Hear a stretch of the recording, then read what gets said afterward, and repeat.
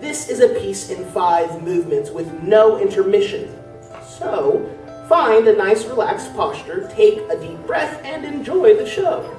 My name is Emily Bohannon, and I am the writer of the Romantic Movement. The Romantic Movement is about a high school band camp during the summer of 1967. And we follow 2 groups of people, the high school students who are attending the camp and the college-aged RAs who have a summer job to look after them. I wrote the play when I was a student at the Juilliard School, and I originally wrote it because my teachers said, we want you to write something really autobiographical. And when I was thinking about things that have happened to me that I wanted to write about, I realized I never really wrote about being a classical musician as a child. I've only ever had 2 other opportunities to hear the play before the Lanford Wilson Festival this past summer. The Lanford Wilson New American Play Festival is an event that happens on the River campus every summer that brings together professionals from all over the country to develop new work that specifically fits the needs of university theater programs, meaning plays that have reasonably large casts, where all of the characters are either in their late teens or early 20s, so college students can play the kind of age-appropriate roles that they would play out in the professional world, and that have robust roles for female identifying actors. So we bring people together to workshop these plays and also to work with the students of the Dobbins Conservatory on those plays and to work to train young actors, directors, designers, and writers about how to be part of the new play development process.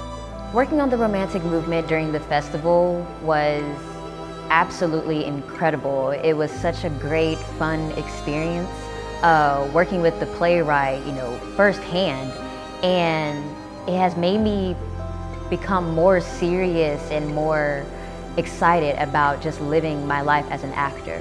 So when we select material for the Lanford Wilson New American Play Festival, we start off by doing a national call for new works. And last year, when the Romantic Movement was selected, we got over 750 submissions from writers all over the country.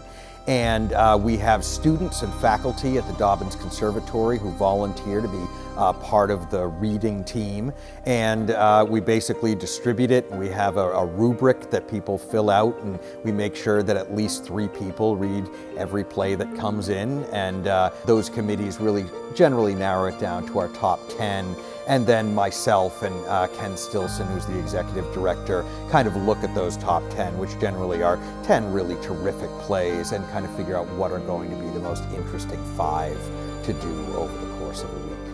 And basically, we have a meeting at the end of the week and sort of take a look at what are we looking for in a play, and these are the plays that we saw. And to be honest with you, it's a really hard decision. I mean, all of them are wonderful plays, but you do have to pick one. And in the case of this year, we picked the Romantic Movement and picked very well, I think.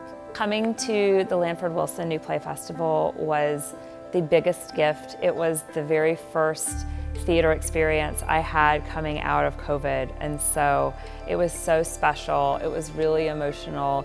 Even just coming as an audience member and sitting in a theater and hearing people say things out loud was thrilling. And then I really have never met a more passionate, kind, engaged group of students.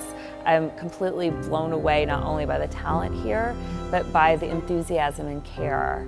And also being here as an artist at the Dobbins Conservatory, you just feel so looked after. It's been a wonderful experience, and everyone I've met has been so kind and wonderful and fun. And so it really feels like I can't imagine a better place to guide this play to its first production and have its world premiere. Working with Emily has been such a delightful experience because she has this ability to know what a character needs and expand that. So going throughout this process, Emily would watch our rehearsals and would, as she was sending rewrites, she would have things in mind that had happened in rehearsals and would expand on the characters that we're already creating there. She has just a really great insight into what a character that's growing and changing needs, and she has this ability to just expand upon what she's already written so well and has created just such a beautiful work. Sure, the biggest theme of the play is music, why we study it, what's its benefit, why we play it, why we love it, and especially exploring their relationship to music both as a musician who creates it and as a listener who enjoys it, and often both of those things, as well as the relationship between classical music, orchestral music, but also popular music and the ways those live side by side for these characters. There is an invitation to have fun. One word that a lot of people throughout the process have brought up, and the day we talked about what word does this play evoke for you, joy is a big one. And so to approach it with a spirit of joy, I did create it deliberately in the same spirit in which the Howard Hanson Symphony that it's been named for was created, which is a work that is youthful and straightforward in spirit.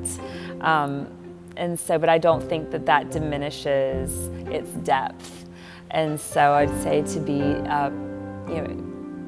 surprised by some of the insight you might find, expect to maybe learn a little bit about a different time in American history, but mainly to experience a whole lot of joy.